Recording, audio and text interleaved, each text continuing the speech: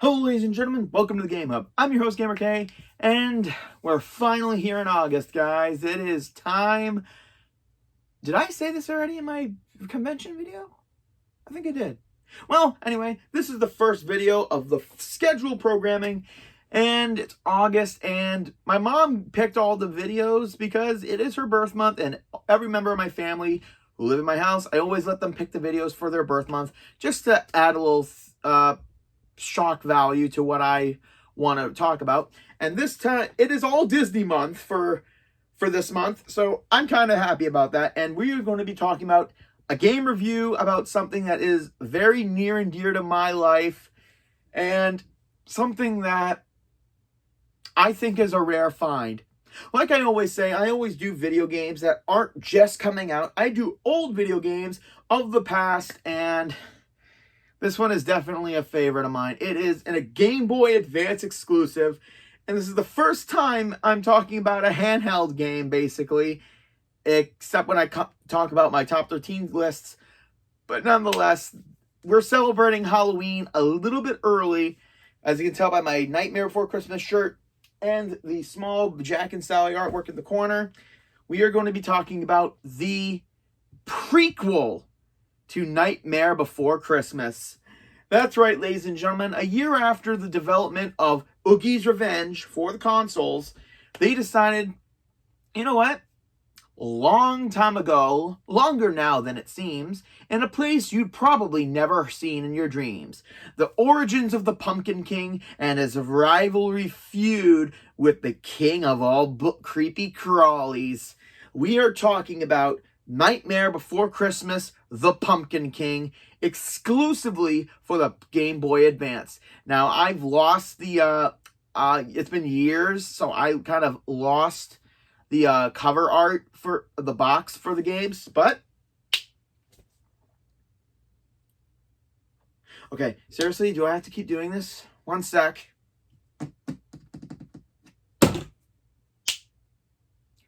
I don't know why, but my table's connected to the special effects somehow.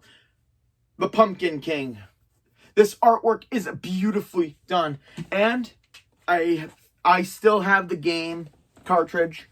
So there you go. Nice, cool image of Jack in his Pumpkin King attire. Try to get nice close up. Let's see. There we go. Such a great game. Such a fun game, and yes, once in a while, I will take my Nintendo DS and play it, because I can't find my Game Boy Advance anywhere, and I'm pretty sure it's dead by now. It's done by Buena Vista Games, and I know that name somehow. How do I know that name?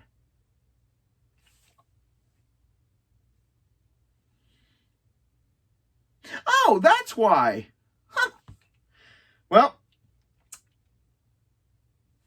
we are here to talk about it, guys, and this is definitely one of my favorite old games to play, and it is challenging, it's frustrating, it's 100% all fun, and any Nightmare Before Christmas fans out there, if you can find a copy, if you can find it, I would 100% look into it. So the story sets up years before the story of the movie. Jack is getting ready for his first time as Pumpkin King, and his first Halloween being the new face of Halloween. I didn't know that was a... What's the word? I didn't know that was an electoral office, being Pumpkin King. Huh. So apparently, in the distance, Oogie Boogie is pissed off that no one remembers his holiday, New Bug Day. Okay. So he asks his minions, Lock, Shock, and Barrel, to kidnap Jack so no one else can celebrate a holiday on this day. And as a joke from the movie, they accidentally kidnap Sally. So he really sets out his swarm of bug monsters throughout Halloween Town in order to take over the town. And I will admit, the boss fights and the enemies in this game are pretty unique in design, being different types of bugs, different shapes, different sizes. And the game is fantastic. It's basically a platformer action game, and all the levels are basically a maze in design, like any old Game Boy Advance game would be. And again, so the map is a maze. Like every area of Halloween Town is a maze. And so you'll have to do platforming sections. You'll have to go from up to down, left to right, top of the screen, bottom of the screen.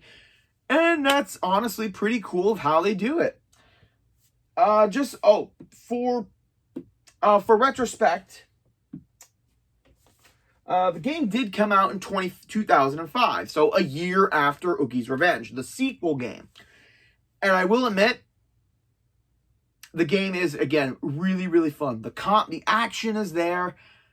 The puzzle, not puzzles exactly, but the challenge is certainly there. And again, they really love, when you take a movie or a show and you make it into a game, they kind of stretch it out too long. But because this is a prequel game and it is technically based off of two source materials, the movie and Oogie's Revenge, they kept really well with the lore of Nightmare Before Christmas. They didn't try to make it into something that it isn't. It's not like how Harry Potter and the Deathly Hallows game turned it into like a first-person shooter with wands. Yeah, that was funny. But you do get a lot of weapons in this game, technically. You get the frog gun, which if you keep pressing it, will release, make the frog burp and release gas at the enemies. You have... Okay, yeah, I can't believe I'm going to say this, so get the joke ready. A batarang, which you will throw at the enemy.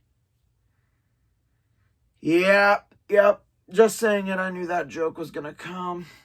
Then we get the pumpkin bomb, where we just toss a bomb and it will explode on the enemies or on barricades. And then finally, we get, for the last little bit of the game, we get the Pumpkin King juice, which when we eat it, we will become invincible in our flame and we'll be able to ram dash repeatedly, which is good for getting across chasms in order to get extra unlockables. Now again, the gameplay is simplistic, but it can also be very difficult. Learning how to jump high enough to reach the ledge. And yeah, the maze levels can be a little difficult, but luckily if you hit pause, go to the map, you can see all the areas that you've been to, all the areas you haven't been to, how to get out of them, and each level has its own little trinkets, and I love that. In each level, one of the things I also love about the game is Zero accompanies you throughout the game. And every time his nose glows, you're very close to an item or a special unlockable, such as Shrunken Heads, which will give you extra life, which will increase your health bar, and Halloween Town character items, which are items from about each character that are spread throughout the levels, and I'm going to say this, as you progress through the game, there will be a lot, and I do mean a lot of backtracking in order to find all the extra stuff as you gain access to new abilities and your weapons. And the abilities in the game aren't used for combat. They are mostly used for challenging puzzles, and again, going backwards in order to find different items. For example, we've got the gumshoes, which will allow you to attach to sticky walls and go upwards or to slide down them. Secondly, you'll get the ghost panel, which if you hit the panel, a ghost will come out, stretch out Jack so you can grab onto a ledge, or vines, I guess, in the area, which will allow you to move forward and upward. And then we have the leech pit, which you step on it, the leeches will dissolve you into slime, allowing you to go through narrow areas. Which, again, it's bizarre Halloween fun, so I really love that. Not only that, but there are a lot more characters in the game than there were in Oogie's Revenge. I mean, some of them aren't that important. I mean, just like in Oogie's Revenge, each character each area of the game will have a different story element in order for you to progress, find out what's going on, and basically you'll have a character to help. It's basically that kind of game where each area you'll have to help out a different character. And the progression in the game is really, really fun. We start off in Jack's house where the brats trap us, so we got to escape through the roof. And there's also a zero minigame, which is... the best way I can describe it is if we look at the image, it's kind of like the dive sections of Dream Drop Distance Kingdom Hearts, where you will have to keep going straight forward and dodge a bunch of the obstacles that come your way. There's a couple of them in the game for Zero, and it will help you progress through each level when you are trapped at a certain section. What else is in this game? Let me think.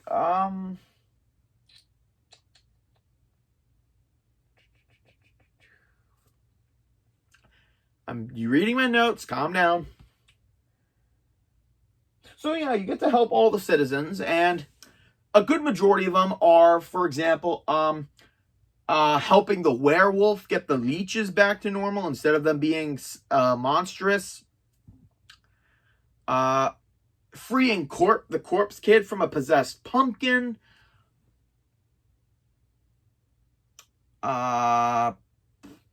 Helping the vampires become non-vegetarians. Like, again, it's a kid's game, basically, so all the problems are basically roadblocks throughout the game.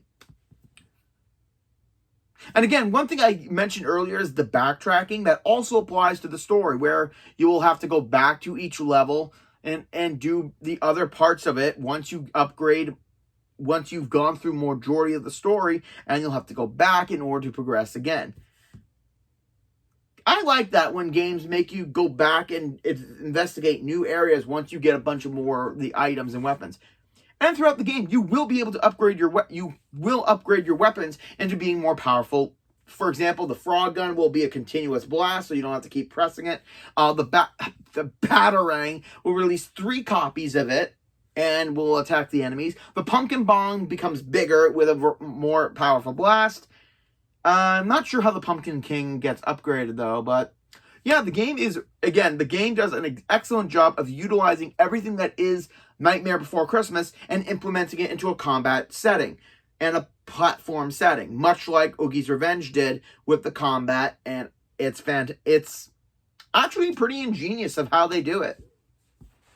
And each area has one boss, which I really like.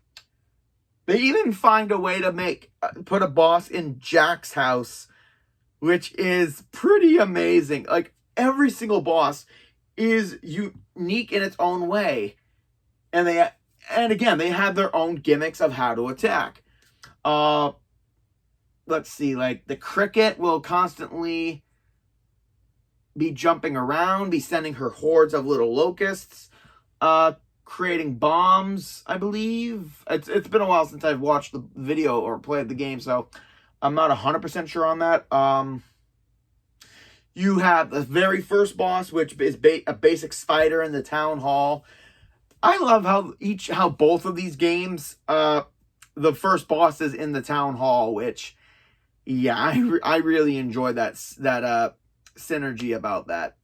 It's really fun. And each boss does get a little bit more challenging if you're not doing things correctly.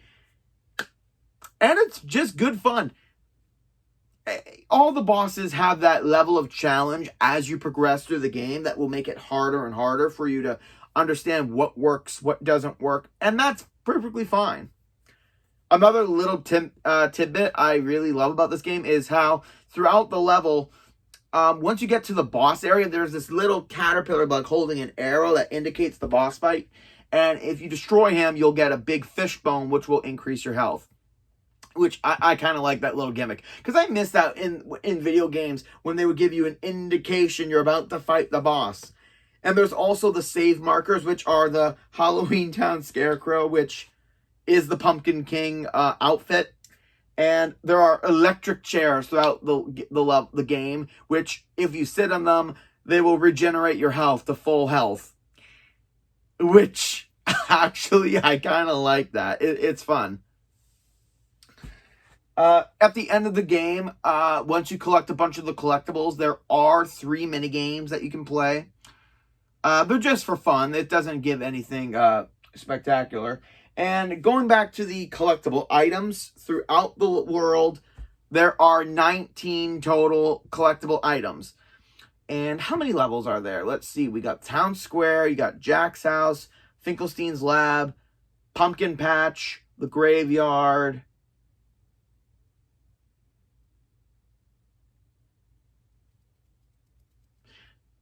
Spiral Hill, and of course Oogie's Lair.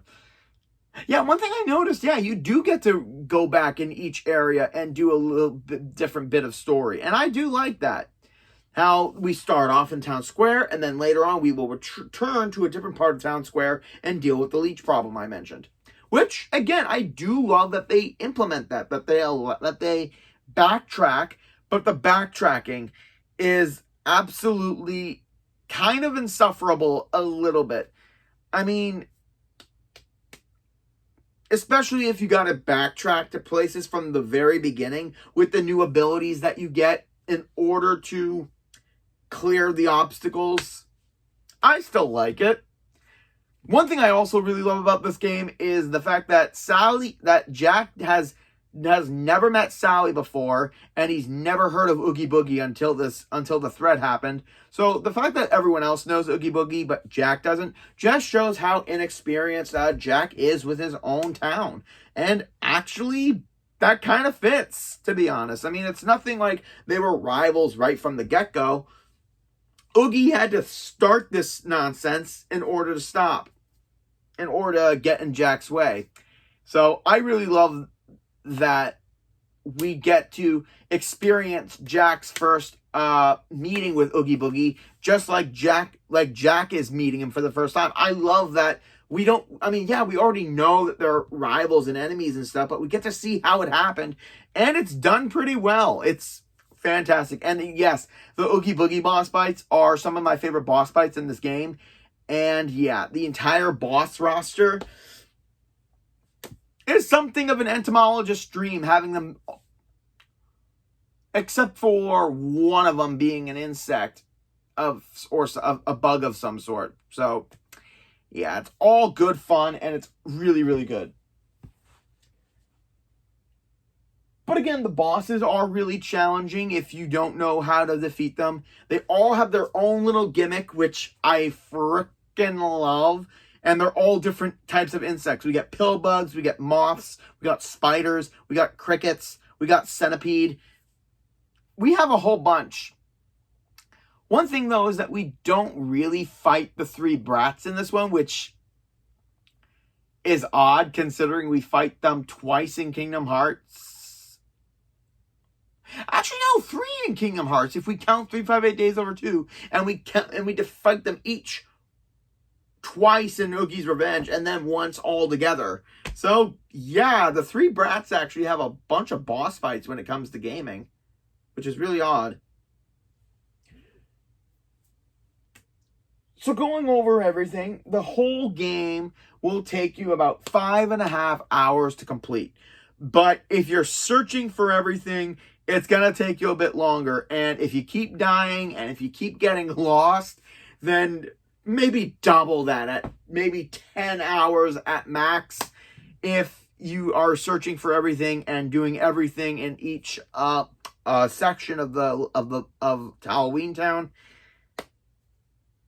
And all I'm going to say is it's just a blast for any Halloween fan, for any Nightmare Before Christmas fan to eat. I mean, it's a crime that a lot of people don't know about this game.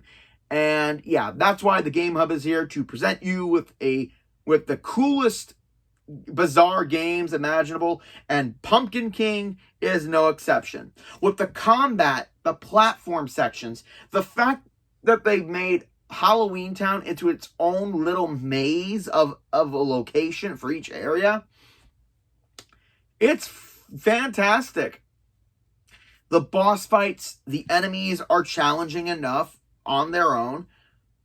The atmosphere of Halloween. Oh, not only that, but each area of the game has its own little theme music, and that's something that should be appreciated too by any Nightmare fan. So yeah, everything from the music to the story. And again, Going back to the story makes so much sense. Like, this isn't something that was just scribbled haphazardly. This is something that the creators of the game took a lot of time and effort and care and love to make this into an amazing experience for fans. Because a lot of fans have been disappointed of games that are based on their favorite series or their favorite movies or whatever. So the fact that this old game still has a good memory in my childhood, I would remember playing hours on this game just to beat it again and again, and it's amazing for that too. So if they ever did, I mean, I've heard a bunch of Game Boy games have been getting remastered. If they're ever planning on remastering something nostalgic and weird, I think it's time to bring the Pumpkin King out of retirement. So GamerK's final verdict is The Nightmare Before Christmas, The Pumpkin King gets a frightful, a scream-inducing 8 out of 10. This game is something that needs to be experienced. It needs to be played. It needs to be watched if you don't have a DS. It's just something that, it's a crime if you're a Nightmare fan and you don't know about this spine-tingling game. And that's it for this video, ladies and gentlemen. Hope you enjoyed. Like, comment, subscribe down below. And to continue with this month of Disney, join me next week where we get into the cards again and to collect all the wonderful taxes that we can get. This is GamerK, logging out.